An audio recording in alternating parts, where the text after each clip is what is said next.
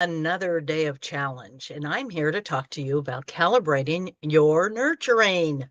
And this is a topic that we don't normally talk about. What comes to mind when you think of nurturing?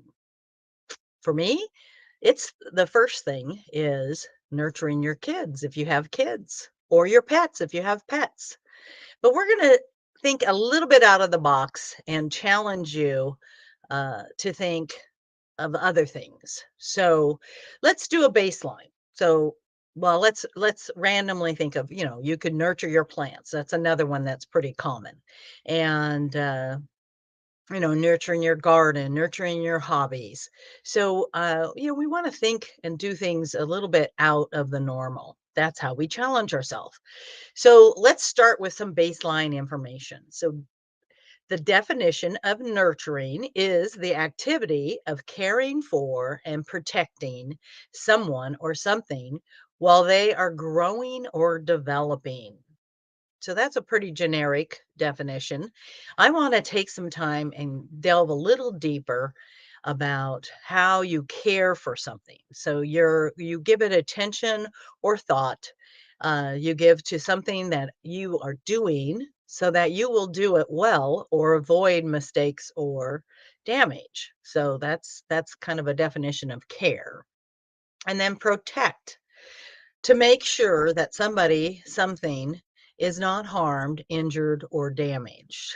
So we all love to protect our animals and our plants and our kids. So we want to grow is to develop and improve particular qualities or skills. So what I'd like you to do is take a second, and just hopefully you have a piece of paper because you're here to get challenged. And I want you to think out of the box. What are some of the things? Let's go a little deeper than just say your kids or just your. So let's look at life.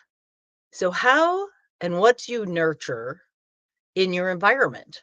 So, this again could be your plants, could be your garden, could be your hobby. Um, so, anything that you care for that you want to make sure it does, heck, it could be your automobile. It doesn't necessarily grow, but you need to protect it from failing, and you definitely need to take care of it. So, by nurturing your automobile, you might take it to regular checkups and oil changes and tire rotations and all that good stuff. So that's really out of the box thinking if you want to think about nurturing your car. But other things too. Go in a little deeper and how would you nurture and what are you going to do? But first, brainstorm a list of stuff that you currently nurture or think of. Let's see if I can think of another one out of the box. Um, Obviously, if you're a gardener, you plant flowers or you plant vegetables, you're going to nurture them so that they grow. And nurturing them might be to give them fertilizer or plenty of water, not too much water, just the right amount of water. And, aerating the soil might be something that you do to nurture those plants. So the the thing I want to really focus on today, though, that we tend to always forget is ourself. So how do you nurture yourself? Do you even think of nurturing yourself? Most people always think about taking care of others. So, if you're a mom, you're obviously going to nurture the kids to death, and they're always going to be your priority. If you're a mom and you're working and you care about your career, then yes, you're going to also nurture your business and you're going to nurture your career. And so you want to be able to, and then my husband always says, I'm always last in the food chain. And so, yes, then comes the husband taking care of the spouse and being able to nurture that relationship, which, frankly, by the third on the food chain gets a little less attention. You might find that nurturing your home to make it the environment that you want to raise your kids in, or you want to enjoy yourself and relax in. So keeping the furniture nice and keeping the house clean, that's all part of nurturing your environment. Um, I think the key thing, though, I wanted to talk about today was taking time to nurture yourself. So let's think about How do you care about yourself? What are you doing that you do just for yourself? I mean, do you take time out in the day for yourself? Do you enjoy cooking and making delicious, healthy meals for yourself? Do you enjoy going for walks or exercise? Or I just spent the weekend kayaking in a very serene lake, and it was very enjoyable, very relaxing. And, it took maybe 45 minutes to cruise around this small mountain lake. And that was very nurturing to me. So I want you to take a moment, get your paper out, and start listing what do you do currently to nurture yourself? It could be taking that 15 minutes, 20 minutes to read a book, a magazine, or I hate to say catch up on the news because that's kind of depressing. Something that you find rejuvenates you or relaxes you and allows you to rejuvenate. And then I want you to take uh, a moment to think about what else you could do. What did you do in the past that you always enjoyed doing? I'm always a reader. So if I haven't read a novel in a while, I kind of say, "Wow, man, I haven't, I need a fiction novel to get it to escape, get away from the streaming on TV and actually picture it in my head and try to figure out what's going on in the book." So what haven't you done in a while? Did you used to do a sport or like golf or hike and you haven't done it in a while, but you found it very nurturing and very enjoyable? So make a list of those things, the things that you used to do that you'd like to do again. Okay. Now, this is the challenge. The challenge is think out of the box. What have you always wanted to do or thought would be interesting or fun to try? And let's make a list of those. And, we're not looking for the typical, okay, we always think of nurturing ourselves by going to a spa day and getting our nails done or, you know, going out for beers. I'm trying to think, what do guys do?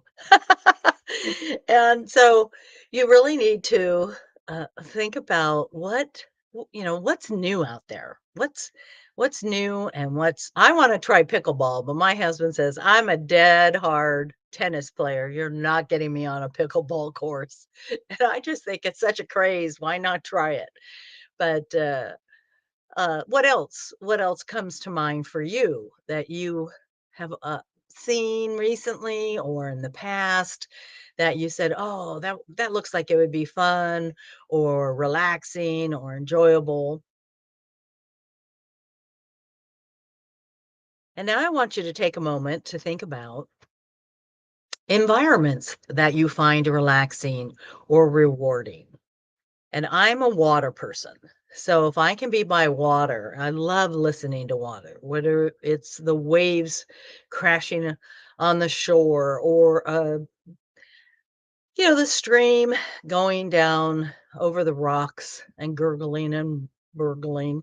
I love it. We have a stream in the backyard, and when it rains a lot, it really gets going. And it's just, I'm always looking because it changes direction. It's amazing how powerful water is.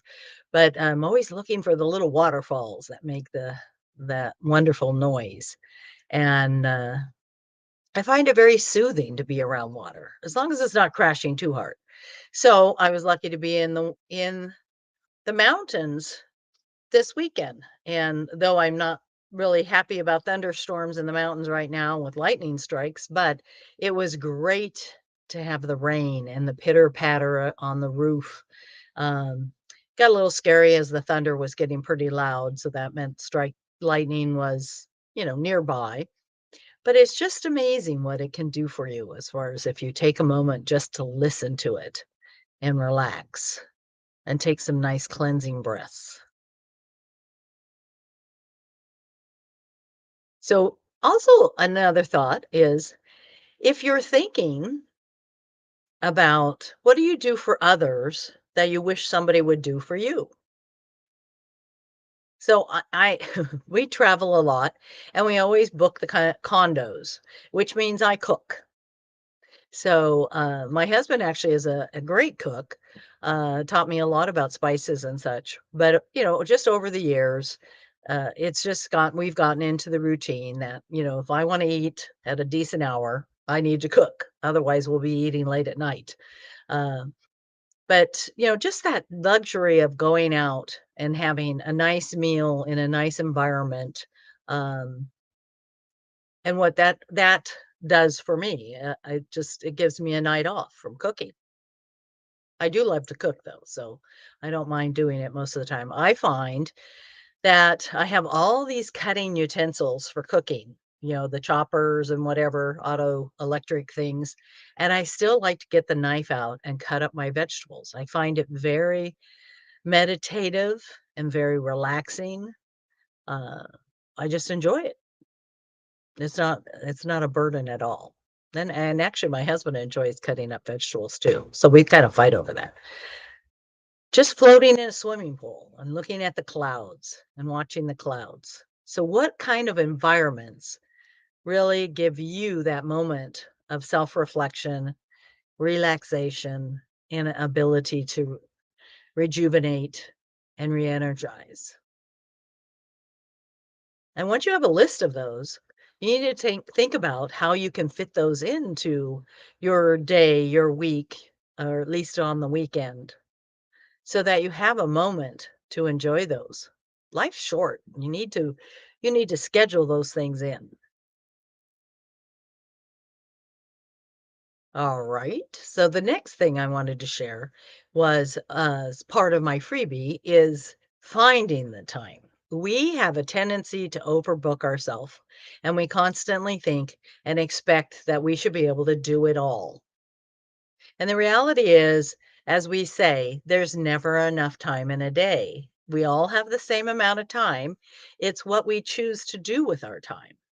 So part of it is scheduling or making it habit to do self-care items. But we always feel guilty about it. So my gift to you is a um, how to get back a free hour or two in your day. And I want to talk about mindset because I've given you a tool to help you go through and do it.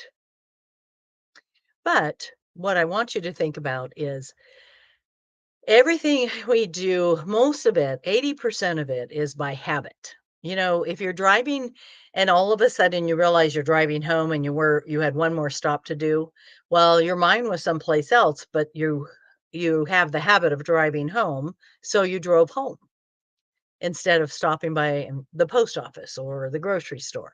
And so you have to backtrack. So 80% of what we do is subconscious. The way you can save time or get time back and get is to look at what you're doing and kind of identify areas that you can put into a routine. Think about how you get up in the morning. Do you, you know, take a drink of water, go to the bathroom, brush your teeth? You do so much of that as habit.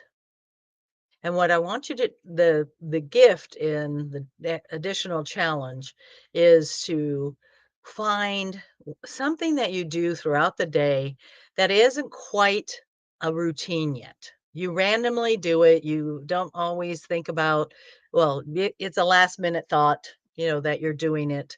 Um, but take a moment to think through your day and find something that you can say, hey, I do this all the time, so I might as well put it into a routine. I mean, one of the things that I like to do is set up the coffee pot the night before. So when I get up in the morning, it's ready for me. It's one less thing I have to do to think about in the morning. When I have the kids at home, I make their lunches the night before. So things that you would normally do at a given time, think about how you can put that into a routine. The benefit of a routine is when you start doing it over and over again, you also look at how maybe you could cut back some of the steps.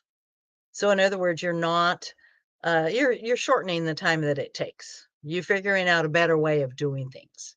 So you want to be able to go ahead and, put a routine in place, give it a try for a while, and then revisit it and say, how can I make this better? Or how can I make it shorter? How can I do it faster? And the more you do it, it becomes habit. The less you have to think about it, and the faster you'll do it. So that's kind of the concept of the tool that I gave you, the 5 steps to getting 1 or 2 hours of guilt-free time. Now, when you get that time back, it's not to do more work. It's not to do more house cleaning. That hour is to do more self-care and to nurture yourself. So take a moment and think about, okay, I'm gonna get some time back in a day, even if it's a half hour. I'm gonna get some time back in a day, a half hour. What am I gonna do for myself in that half hour? Now, when my kids were little, they all understood the concept of timeout. So if you're a mom and you have kids, you can use this. You can say, Mom's going on a timeout. She needs a little self care. I think that's another thing that I wasn't raised with self care. Although I observed my mother, and she always sat in the living room and she said, don't bug me when I'm in the living room on my sofa reading my book. And that was her self care time. And I always just wanted to grow up and be able to read those big, thick books. And so that became my self care, self time. And I passed that on to my kids. But I never really talked to them about the fact that this was self time. And I think as parents and as our generation we need to talk more about self-care, and we need to talk about why we're doing it and the value of it and how much we enjoy it. And not, again, I mentioned that nurturing isn't necessarily one of the things that we talk a lot about. We just do it. So I think it does warrant being able to have more time for yourself. So let's recap here. I've given you a couple of challenges. So the challenge is make a list of the things that you do now for yourself and keep doing those. Make a list of things you used to do for yourself and think about doing them again. And then think out of the box. What are some of the things you've seen or heard and thought would be interesting, and be able to do maybe that for yourself, self-care. And then the last thing is the challenge of finding some time throughout your day by putting together routines that'll become habits. And that way you'll be able to get them done a lot faster, free up some time, and dedicate that time to self-care. So again, you're in your session here on the site, you will find my free gift of how to get back 1 or 2 guilt-free hours within a day.